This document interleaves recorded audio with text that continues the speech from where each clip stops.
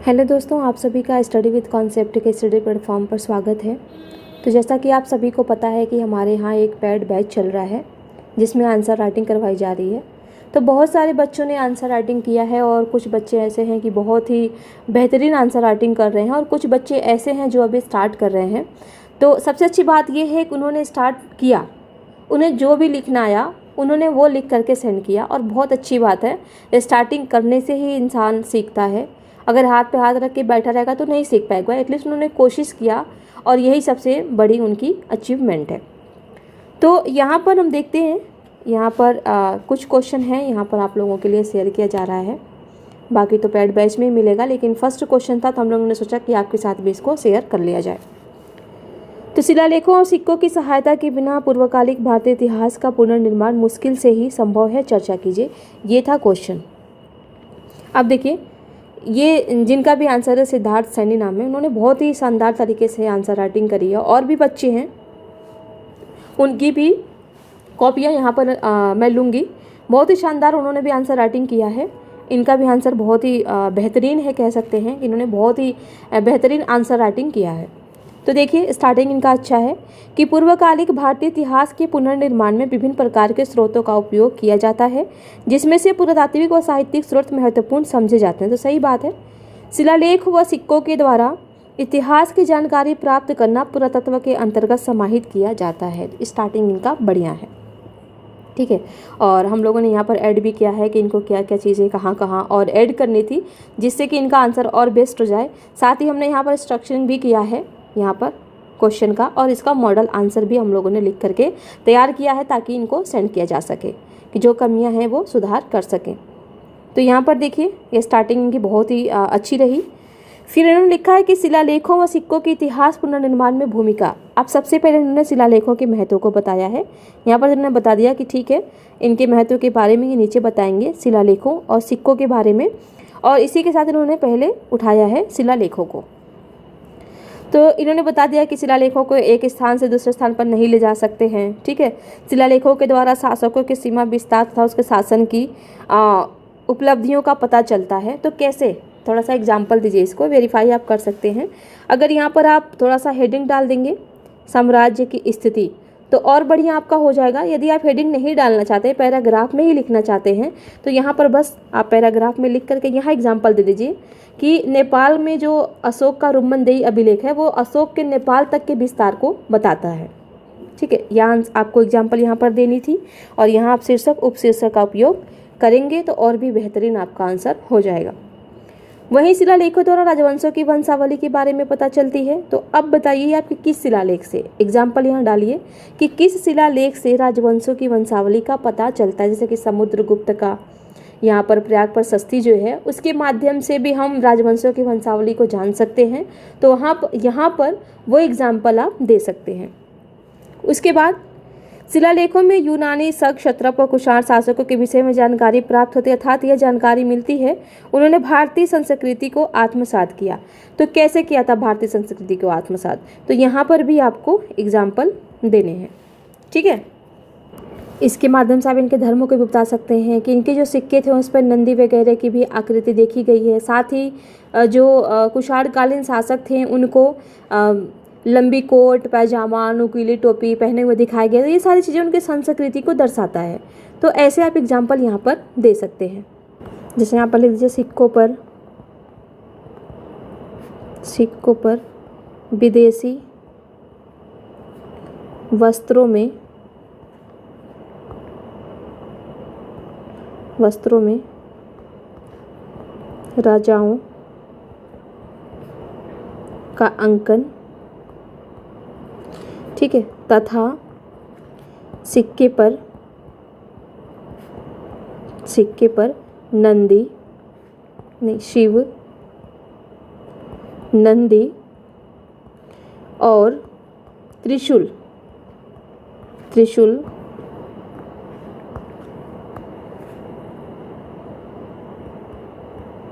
त्रिशूल का अंकन, ठीक है। ये आप यहाँ पर एग्जाम्पल दे सकते हैं। फिर यहाँ पर आपने बता दिया कि अशोक के शिलालेखों में जन कल्याण की भावना व पशु पक्षियों के वध पर रोक इत्यादि का बोध। तो अशोक के कौन से शिलालेख में? यहाँ पर आपका अमूर्त जाना, क्योंकि अशोक के तो बहुत सारे शिलालेख हैं। तो यहाँ पर आप बताइए कि जन कल्याण की भावना किसमें है, पशु पक्षियों के वध पर रोक किसमें है। ठीक है, इसे द्वितीय अभिलेख, तो द्वितीय अभिलेख का यहाँ पर आप एग्जाम्पल दे सकते हैं। जन कल्याण, तो ये धम्म का आप धम्म नीति का यहाँ पर आप दे सकते हैं एग्जाम्पल। तो यहाँ पर इसमें भी थोड़ा सा आप एग्जाम्पल ऐड कीजिए। ठीक है, ये हो गया आपका। वहीं भानुगुप्त के एरड़ अभिलेख में स्त्री की दशा के विषय में बोध होता है। यह सती प्रथा के विषय में जानकारी देता है। तो ये आपने बहुत ही बेस्ट लिखा है इस लाइन को, क्योंकि यहाँ पर आपने बता दिया कि सती प्रथा का अभिलेख, सती प्रथा का जो साक्ष्य है वो कहाँ पर मिल रहा है, तो एरड़ अभिलेख में, और इसी से वहाँ पर क्या स्त्री दशा के विषय में हमें ज्ञान भी प्राप्त हो रहा है, विवरण मिल रहा है, बोध हो रहा है, जानकारी प्राप्त हो रही है। तो ये आपने बहुत अच्छे तरीके से लिख दिया। साथ ही यहाँ पर भी समुद्रगुप्त की प्रयाग प्रशस्ति उनकी विजय गाथाओं का बोध कराती है। भी देखिए शानदार लिखा है आपने। इस प्रकार शिलालेखों का इतिहास पुनर्निर्माण में महत्वपूर्ण योगदान प्रतीत होता है। ठीक है, बेस्ट है ये आपका। अब सिक्के का महत्व के बारे में आपने बताया कि सिक्कों के द्वारा किसी भी शासक के काल की अर्थव्यवस्था पर उचित प्रकाश पड़ता है, अर्थात सिक्कों की कम मात्रा प्राप्त होने से यह बोध होता है कि उस काल में व्यापार वाणिज्य पतन की ओर था। तो अब यहाँ पर एग्जाम्पल दीजिए कि कम है, तो यहाँ पर भी आप बताइए अर्थव्यवस्था पर कैसे प्रकाश पड़ रहा है। तो यहाँ पर आपको एग्जाम्पल देना है कि लंका से मिले राजरथ प्रथम के स्वर्ण सिक्कों के ढेर से उनकी आर्थिक समृद्धि या अर्थव्यवस्था समृद्धि का पता चलता है। तो ये एग्जाम्पल यहाँ पर आपको देनी है। ठीक है, ये हो गया आपका। दूसरा पॉइंट आपने लिखा है कि वहीं कुछ सिक्कों पर हमें हिंदू देवी देवताओं के चित्र भी मिलते हैं जो उनकी धार्मिक भावना को प्रदर्शित करते हैं। तो यहाँ भी आप एग्जाम्पल दीजिए कि किस शासक काल के सिक्कों पर किस देवी देवताओं के चित्र मिले हैं, ये आपको यहाँ पर देना है। जैसे कि यदि आपको कुछ नहीं समझ में आ रहा है तो यहाँ पर कुषाण कालीन शासकों के सिक्कों को भी डाल सकते हैं कि इनके जो सिक्के थे उन पे शिव, नंदी, त्रिशूल का अंकन मिलता है। गुप्तकालीन सिक्कों को अगर उठा करके आप देखेंगे तो उसमें वहाँ पर आपको गरुड़ का चिन्ह है वो अंकित मिलेगा आपको। तो ये एग्जाम्पल यहाँ पर आपको डालनी है। फिर आपने बताया यहाँ पर कि शासकों के विभिन्न रुचियों के विषय में भी पता चलता है, जैसे कि समुद्रगुप्त को सिक्कों पर बीड़ा बजाते। ये भी देखिए बेस्ट आपने लिखा है, बिल्कुल बहुत ही अच्छा लिखा आपने। यहाँ पर दे दिया आपने कि ठीक है बीड़ा है, लोगों को सीखने की वो होती है, कुछ लोग इंटरेस्टेड होते हैं बीड़ा भी सीखने में। तो आपने अच्छा बताया कि हो सकता है उस टाइम पे वो इंटरेस्टेड रहे हों और बीड़ा सीखे हों। तो ये आपने बढ़िया दिया है। फिर आपने यहाँ पर लिखा है कि साथ ही इंडो यूनानी जो भी शासक थे उनके विषय में जानकारी का एकमात्र स्रोत सिक्के ही हैं। तो अब यहाँ पर आपका अमूर्त हो जा रहा है। अब यहाँ पर आपको थोड़ा सा ये हेडिंग थोड़ा सा ये देना था आपको कि इतिहास को लिखने में इंडो यूनानी शासकों के विषय में जानकारी का एकमात्र स्रोत सिक्के ही हैं। तो यहाँ पर थोड़ा सा हेडिंग दे करके ये आप लिख सकते हैं इस बात को, इतिहास को लिखने में इस बात को थोड़ा सा आप यहाँ पर हेडिंग दे करके लिख सकते हैं। इसके साथ साथ शासकों के विजय का बोध भी सिक्कों के द्वारा यहाँ पर बता सकते हैं हम। जैसे कि आपने यहाँ पर दे दिया है कि सातकर्णी की एक मुद्रा पर जलपोत अंकित है जो उसकी समुद्र विजय की व्याख्या करने में सहायक सिद्ध होता है। तो ये भी बहुत अच्छा है। ठीक है, तो यहाँ भी आपने बता दिया, यहाँ भी आपने एग्जाम्पल दे दिया, ये भी बहुत अच्छा है। यहाँ पर भी आपने बता दिया बहुत अच्छे तरीके से, ये भी आपका बहुत ही शानदार है। फिर आप यहाँ आइए, यहाँ पर आपने चलिए यहाँ तक तो आपने बहुत ही बढ़िया लिखा, लेकिन थोड़ा सा आपको यहाँ पर सीमाएं बतानी थी। यहाँ पर 1-2 पॉइंट्स में आपको सीमाएं बतानी थी कि जो सिक्के और ये जो अभिलेख वगैरह होते हैं इसमें किसी एक वर्ग विशेष के दृष्टिकोण को प्रस्तुत करता है। दूसरा आप ये बता सकते हैं कि अतिशयोक्ति तथा पूर्वाग्रह की भी संभावना इनमें होती है, और आप एग्जाम्पल से उसको वेरीफाई कर सकते हैं। तो यहाँ पर आपका फीडबैक दिया गया है, आपका जो प्रयास है वो काफ़ी अच्छा है, विषय की समझ अच्छी है, आपकी विषय वस्तु अच्छी है, आप क्वेश्चन को बहुत ही बेहतर तरीके से समझ रहे हैं। थोड़ा एग्जाम्पल और फैक्ट्स का यूज कीजिए आप, बस आपका जो प्रस्तुतिकरण है वो अच्छा है। ठीक है, आपका प्रस्तुतिकरण भी अच्छा है। तो जो जो चीज़ें यहाँ पर बताई गई आप उस पर बस थोड़ा सा अगर काम कर लेंगे तो आप बहुत ही अच्छा नंबर ऑप्शनल में ला सकते हैं। ठीक है। और ये यहाँ पर मैंने स्ट्रक्चरिंग कर दिया है क्वेश्चन का, तो आप देख सकते हैं इसको भी, ठीक है। और थोड़ा सा कंक्लूजन में आप इन चीज़ों को डाल सकते हैं। हालांकि आपने दिया है, अच्छा दिया है कंक्लूजन, ठीक है। ये तो हमने जो बनाया है वो है, आप ही का है कंक्लूजन सेम, आपने बहुत ही बेहतरीन तरीके से दिया है। आपने भी यही बात बोला है कि सिक्कों का इतिहास पुनर्निर्माण में महत्वपूर्ण, परंतु साथ ही अन्य स्रोतों के साथ मिलकर, तो यहाँ पर आप अन्य स्रोत क्या, तो साहित्यिक, बस थोड़ा सा आप उसमें डाल सकते हैं। तो यह आपका बेस्ट आंसर है, ठीक है। और बच्चों ने भी यहाँ पर आंसर राइटिंग किया है, उनकी भी कॉपियों को हम लेंगे। तो देखते हैं थोड़ा सा और एक दो कॉपी को, इन्हीं की एक कॉपी और है, उसमें भी इन्होंने बहुत ही शानदार तरीके से लिखा है, जैसे कि ये है।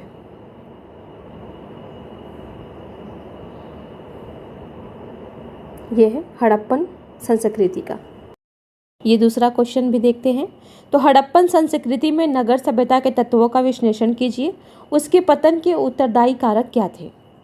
इन्होंने स्टार्टिंग काफ़ी बढ़िया किया है कि ठीक है, ये सर्वप्रथम असभ्यता का प्रादुर्भाव, सर्वप्रथम नगरीय सभ्यता का जो प्रादुर्भाव था वो हड़प्पा संस्कृति काल में हुआ, ठीक है। ये सारी चीज़ें इन्होंने यहाँ पर बता दिया, अच्छी स्टार्टिंग है। उसके बाद से जो इस नगरीय सभ्यता के तत्वों को पूछा है, इन्होंने इस तरीके से यहाँ पर लिखा है और एक एक चीज़ को लिख दिया इन्होंने, ये आप देख सकते हैं, एक एक चीज़ को यहाँ पर इन्होंने लिख दिया है। उसके बाद से थोड़ी सी मैपिंग दिखा दी है, ये भी अच्छा है। और यहाँ पर जितने भी तत्वों को इन्होंने लिखा है, यहाँ पर इसके बारे में भी थोड़ा थोड़ा लिख दिया है, तो ये भी बहुत ही बेहतरीन है, ठीक है। थोड़ा सा यहाँ पर वाणिज्य और व्यापार को भी दिखाना था, तो इसमें आपको बस यहाँ केवल एक ही पॉइंट से यहाँ पर ये सुधार करनी है। बाकी दूसरा, आपने जो ये पैराग्राफ लिखा है छोटा सा कि हड़प्पा सभ्यता का नगर नियोजन आप वर्तमान में भी महत्वपूर्ण है, तो वर्तमान में कैसे महत्वपूर्ण है, तो आप यहाँ पर बता सकते हैं कि स्मार्ट सिटी मिशन के लिए महत्वपूर्ण है, क्योंकि स्मार्ट सिटी मिशन जो चलाया जा रहा है उसमें भी यही सारी चीज़ों का ध्यान रखा जा रहा है कि स्वच्छता हो, ग्रीनरी हो, पर्यावरण के अनुकूल हो, जलवायु परिवर्तन से एक तरीके से निपटने में सहायता मिले, ठीक है। तो वही सारी चीज़ें हैं। तो यहाँ पर बस दो चीज़ें इनको डालनी थी, बाकी सब कुछ इनका बहुत ही बेहतरीन है, कंटेंट भी काफ़ी बढ़िया है, और सबसे बड़ी बात है कि क्वेश्चन को बहुत बखूबी समझ रहे हैं। तो जिनका भी है प्रैक्टिस बढ़िया है, और बच्चे भी हैं, उन्होंने भी काफ़ी अच्छे से क्वेश्चन को समझा है और इसके अकॉर्डिंग उन्होंने आंसर दिया है। बाकी जिसकी कॉपी में जो कमियां रह रही हैं मैं खुद लिख के बता रही हूँ, सर के द्वारा भी जो ऑप्शनल है PSIR का या GS का, उसमें भी जो कमी रह रही है सर बता रहे हैं। तो इस तरीके से बच्चे अपना सुधार कर सकते हैं कि क्या क्या और उन्हें ऐड करनी है। तो ये इनका फीडबैक है, ठीक है। और बच्चों के यदि हम कॉपी लें, एक और देख लेते हैं, जैसे कि ये कॉपी है, ये तो इन्होंने स्टार्टिंग अच्छी की है। हड़प्पा संस्कृति की विशेषता थी इसकी सुव्यवस्थित, यहाँ पर थोड़ा सा आपको डालना था, सुव्यवस्थित नगर योजना प्रणाली, दुर्ग में शासक वर्ग का परिवार तथा दुर्ग के बाहर निम्न स्तर का शहर जहाँ सामान्य लोग रहते थे, ठीक है। इंट्रोडक्शन बढ़िया है, कोई दिक्कत नहीं है, ठीक है। यहाँ पर कोई दिक्कत नहीं है, इंट्रोडक्शन इनका अच्छा है। उसके बाद से इन्होंने तत्वों को बताया है कि सड़कें थे, जल निकासी व्यवस्था थी, यहाँ पर देखिए इन्होंने शिल्प उद्योग भी बता दिया है, ठीक है। और ये समुद्री निर्माण, ये सब व्यापार वगैरह सब इन्होंने बता दिया है, अच्छा लिखा है इन्होंने। थोड़ा सा यहाँ पर आप यहाँ पर मैपिंग भी दिखा सकते हैं, तो आपका नंबर थोड़ा बढ़ जाएगा, ठीक है। संक्षिप्त में प्रमुख शहरों का मैपिंग, जैसे कि अभी हमने एक कॉपी में देखा है, तो वहाँ पर ये थोड़ा सा आप डाल सकते हैं। उसके बाद से 2-3 पॉइंट्स को आप और यूज कर सकते हैं कि भवन निर्माण व्यवस्था कैसी थी, उन्नत स्वच्छता प्रणाली कैसा था, उन्नत जल प्रबंधन, आप एग्जाम्पल दे सकते हैं धौलावीरा का। तो ये 3 पॉइंट्स आप और ऐड कर सकते हैं, ठीक है। बाकी ये भी आपका बहुत ही बढ़िया है यहाँ भी, और यहाँ पर भी यही सुझाव है आपके लिए भी कि वर्तमान में इसको स्मार्ट सिटी मिशन के साथ जोड़ करके देखिए। और ये आपने बहुत अच्छा दिखाया है कि किसके द्वारा कहा गया था कि ये जो है कि विदेशी आक्रमण किसने कहा। तो ये जो पतन का भी आपने कारण दिखाया है वो भी बढ़िया है। और ये जो प्राकृतिक कारण हैं कुछ, जैसे बाढ़, तो इसमें आप कुछ और कर सकते हैं, जैसे कि महामारी भी है, सूखा भी है, जलवायु परिवर्तन भी है, ये भी कारण आप इसमें बता सकते हैं, ठीक है। और आपकी भी विषय वस्तु अच्छी है, और इन्होंने भी क्वेश्चन को बिल्कुल बहुत ही अच्छे तरीके से समझा है, ठीक है। अच्छे से समझा है इन्होंने क्वेश्चन को, और क्वेश्चन के अकॉर्डिंग ही इन्होंने आंसर दिया है।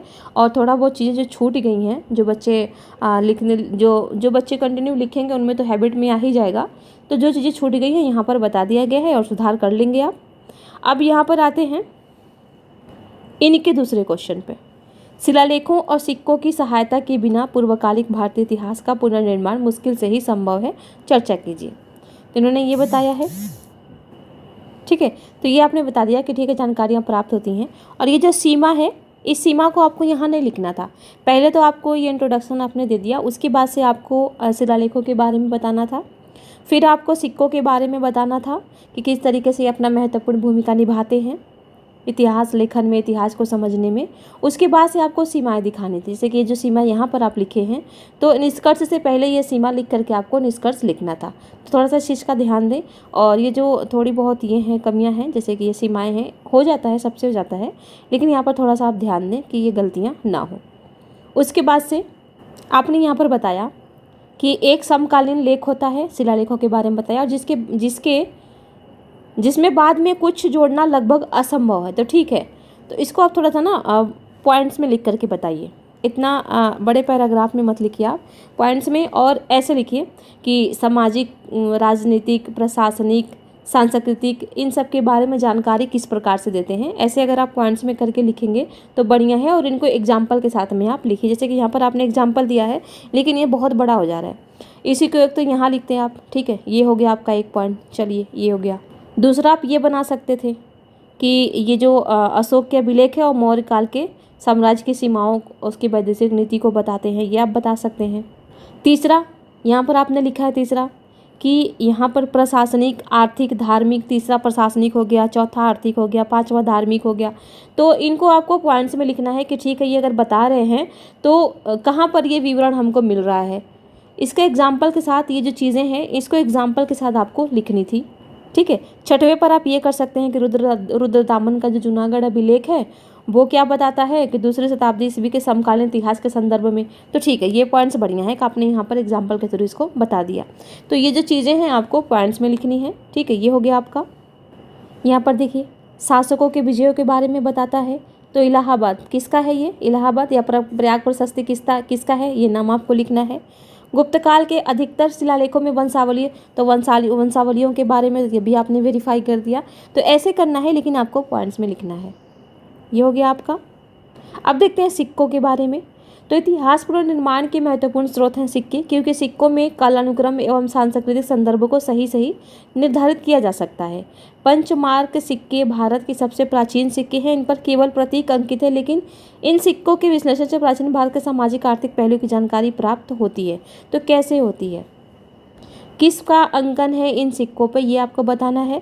जैसे कि आप देखिए, सांस्कृतिक समुद्रगुप्त का वीणाधर मुद्रा, और भी मुद्राएं आप लिख सकते हैं इसमें। इसका मॉडल आंसर आपको मिल जाएगा। ठीक है, और भी मुद्राएं इसमें आप ऐड करते हैं। हालांकि आपका प्रयास बहुत बढ़िया है, आपने प्रयास काफ़ी हद तक आपने क्वेश्चन को समझा, इस क्वेश्चन को, और उसी के अकॉर्डिंग आपने आंसर दिया है। बस थोड़ा सा सुधार आपको ये करना है कि पॉइंट्स में आपको लिखने हैं। ठीक है, थोड़ा सा एग्जाम्पल देने हैं। उसके बाद से ये हो गया आपका सामाजिक आर्थिक। तो जो आपने लिखा ना कि सामाजिक में कैसे सिक्के अपना महत्वपूर्ण भूमिका निभाते हैं, आर्थिक में कैसे अपनी महत्वपूर्ण भूमिका निभाते हैं। तो अच्छा है, यहाँ पर मैंने बताया आपको कि परंतु विभिन्न मुद्दों के आधार पर लिखें। सामाजिक में कैसे, आर्थिक में कैसे, सांस्कृतिक में कैसे, व्यापार में कैसे, ये मुद्दे वाइज होने चाहिए। ठीक है, ये हो गया आपका। और यहाँ पर मैंने लिखा है कि क्वेश्चन के मांग के आधार पर ज़्यादा से ज़्यादा शीर्षक और उपशीर्षक का प्रयोग करें। जैसे कि आपने यहाँ पर लिखा है ना कि हिंद यवन सिक्के जो बड़ी मात्रा में प्राप्त हुए हैं, उनके मुख्य भाग पर राजा एवं पृष्ठ भाग पर देवताओं के चित्र हैं। तो किन देवताओं के चित्र हैं, किन देवताओं को वो मानते थे। ठीक है, ये हो गया आपका। सांस्कृतिक पहलुओं को कैसे बता रहे हैं, तो यहाँ पर आप ये कह सकते हैं सांस्कृतिक जानकारी के बाद, सांस्कृतिक जानकारी राजनीतिक स्थिति को बताता। ऐसे आपको यहाँ पर जो मैंने यहाँ पर लिखा है शीर्षक और उपशीर्षक, इसका मतलब यही है कि थोड़ा सा आप हेडिंग दे करके, मॉडल आंसर में आपको दिखा रही हूँ, थोड़ा सा हेडिंग दे करके उसमें संक्षिप्त में आप लिखें एग्जाम्पल के साथ, आपका आंसर बेस्ट हो जाएगा।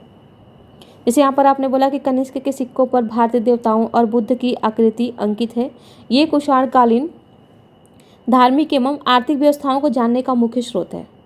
अब यहाँ पर भारतीय देवता किनके, एक तो आपने बुद्ध बता दिया, और भारतीय देवता किनके किनके हैं, तो ये अमूर्त हो जा रहा है। तो इसको आप बताइए कि हाँ, इन देवताओं का इस पे, इन देवताओं के चित्रों का अंकन इस पे मिला हुआ है। ठीक है, फिर आपने यहाँ पर निष्कर्ष दे दिया कि उपर्युक्त विवेचना से स्पष्ट होता है कि भारतीय इतिहास की पुनर्निर्माण हेतु सर्वप्रमुख स्रोत शिलालेख एवं सिक्के ही हैं, किंतु यहाँ पर कर दीजिए, किंतु इन्हें साहित्यिक स्रोतों के साथ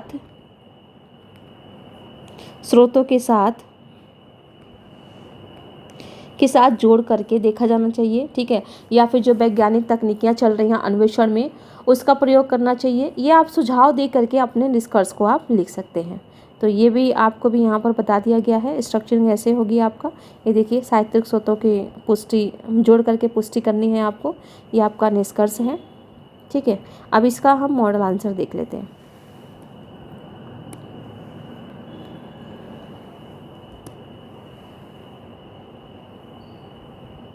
ये मॉडल आंसर है।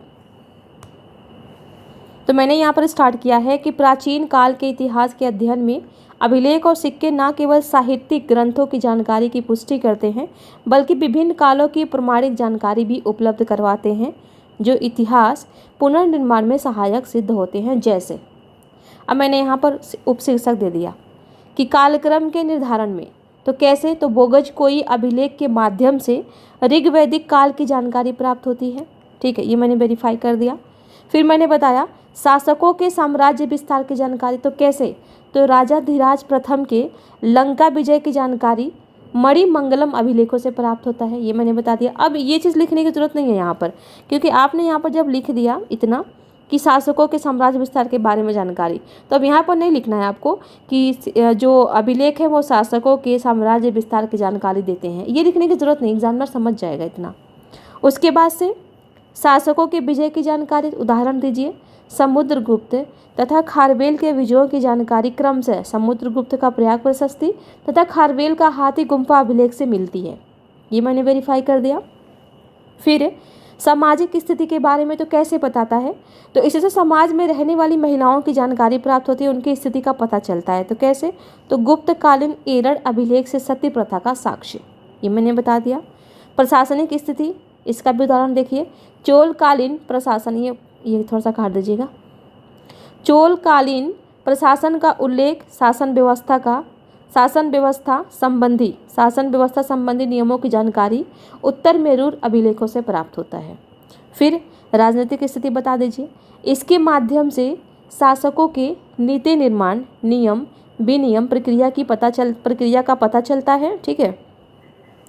उदाहरण अशोक का चतुर्थ शिलालेख में तथा धम्मनीति अभिलेख, ये मैंने बता दिया कि इसमें नियम विनियम बनाए गए हैं। नियम विनियम दूसरे में भी हैं और चौथे में भी हैं, तो जो भी आपको याद आए, दूसरा याद आए तो दूसरा डाल दीजिए, चौथा याद आए तो चौथा डाल दीजिए। शासकों के राजवंशों की जानकारी, तो अब देखिए समुद्रगुप्त के प्रयाग प्रशस्ति से भी मिलती है, भीतरी स्तंभ अभिलेख स्कंदगुप्त की इससे भी मिलता है, जूनागढ़ रुद्रदामन का अभिलेख है, इससे भी मिलता है, और विल्सन अभिलेख जो कुमारगुप्त का है। तो यहाँ पर मैंने एग्जाम्पल इसलिए आपको डाला है कि इनमें से यदि आपको कोई भी एग्जाम्पल याद आए तो किसी एक को आप डाल सकते हैं। पूर्वकालिक भारतीय इतिहास के पुनर्निर्माण में सिक्कों का महत्व, अब सिक्कों का महत्व आपको बताना है। तो अर्थव्यवस्था की स्थिति में कैसे ये महत्वपूर्ण भूमिका निभाते हैं, तो यहाँ पर मैंने उदाहरण दे दिया कि लंका से मिले राजराज प्रथम के स्वर्ण सिक्कों का ढेर उसके आर्थिक समृद्धि की स्थिति बताता है। व्यापारिक स्थिति में बताइए कि जो सातवाहन शासक पुलवामी था उसके सिक्के पर जहाज का अंकन मिला है, जो उसके नौसैनिक, समुद्री यात्रा और मजबूत व्यापारिक क्षमताओं को बताता है। कला, धर्म और संस्कृति की जानकारी कैसे, तो गुप्तकालीन सिक्कों पर गरुड़ का चिन्ह, यानी ये विष्णु के भक्त थे। समुद्रगुप्त के सिक्कों पर वीणाधारी चित्रों तथा मौर्योत्तर काल के सिक्कों पर देवी लक्ष्मी तथा बैल हाथी के चित्रों का अंकन, इससे इनकी संस्कृति, धर्म, कला, इसके बारे में जानकारी मिल जाती है। उसके बाद विजयों की जानकारी, तो चंद्रगुप्त द्वितीय के द्वारा क्षत्रपों पर विजय प्राप्त करने के उपलक्ष्य में अगर आपको याद हो तो चांदी का सिक्का जारी किया गया था। ये हो गया आपका, तो विजयों की भी जानकारी दे रहा है, साम्राज्य विस्तार की भी जानकारी, और प्लस शासक की मजबूत स्थिति को भी बता रहा है। तो यौधेय शासक कार्तिकेय का हाथ में तलवार लिए तथा चंद्रगुप्त का हाथ में ध्वज लिए चित्रों का सिक्कों पर अंकन। साम्राज्य विस्तार, यहाँ पर थोड़ा सा एग्जाम्पल मैं भूल गई हूँ, तो एग्जाम्पल आप डाल सकते हैं। एग्जाम्पल किसका, अशोक का रुम्मनदेही, अशोक का रुम्मनदेही अभिलेख कहाँ है? नेपाल में। तो इसका मतलब कि नेपाल तक उसके विस्तार को, ये साम्राज्य विस्तार को दर्शा रहा है। तिथि ज्ञात करने में तो मौर्यकालीन सिक्कों पर कई जगह उत्पादन की अवधि जो होती है उसकी जानकारी प्रदान करता है। इतिहास को लिखने में तो हिंद यूनानी शासकों का जो वृत्तांत है वो यूनानी तथा रोमन ग्रंथों में सीमित बताया गया है, इसीलिए उनके इतिहास को लिखने में सिक्कों का अत्यधिक महत्व रहा है। परंतु पुरातात्विक साक्ष्य अमूर्त होते हैं और इनकी भी कुछ सीमाएं होती हैं जो इस प्रकार है। तो आपको संक्षिप्त में, जो मैंने बताया था, संक्षिप्त में आपको सीमाएं बतानी है। जैसे अतिशयोक्ति तथा पूर्वाग्रह की संभावना। तो हरिशेर के द्वारा जो प्रयाग प्रशस्ति लिखा गया था उसमें समुद्रगुप्त के उपलब्धियों को बहुत ही ज़्यादा बढ़ा चढ़ा करके बताया गया था। एक वर्ग विशेष दृष्टिकोण को प्रस्तुत करता, यानी जो राजा लिखवाता था अपने राजकवि से तो वो केवल अपने आप को केंद्र में रखता था, आम जनता की क्या मांग है, क्या भावनाएं हैं, वो क्या कहते हैं, ये सब बातों को वो केंद्र में नहीं रखवाता था। जैसे कि यहाँ पर मैंने एग्जाम्पल दिया, ग्वालियर प्रशस्ति अभिलेख तथा प्रयाग प्रशस्ति अभिलेख केवल क्रमशः राजा भोज यानी ग्वालियर राजा भोज तथा प्रयाग प्रशस्ति समुद्रगुप्त के दृष्टिकोणों को बताता है, बाकी आम जनता के दृष्टिकोण को वो नहीं बताता है। उसके बाद से आपको आना है निष्कर्ष पे। तो मैंने निष्कर्ष लिखा है कि उपर्युक्त विवरणों से स्पष्ट है कि पुरातात्विक साक्ष्यों को अधिक प्रभावी बनाने हेतु साहित्यिक साक्ष्यों के साथ मिलाकर निष्पक्ष विश्लेषण पर बल दिया जाना चाहिए तथा इसके अन्वेषण की प्रक्रिया में विभिन्न वैज्ञानिक तकनीकी का प्रयोग किया जाना चाहिए। तो ये था आपका मॉडल आंसर और इन सारे आंसरों को मैं ग्रुप में सेंड कर दे रही हूँ। सभी लोगों के लिए है ये, तो बाकी जो हड़प्पा वाला है और बाकी अदर जो आएंगे तो उनका मॉडल आंसर पेड बैच में ही दिया जाएगा। आप सभी को बहुत बहुत धन्यवाद।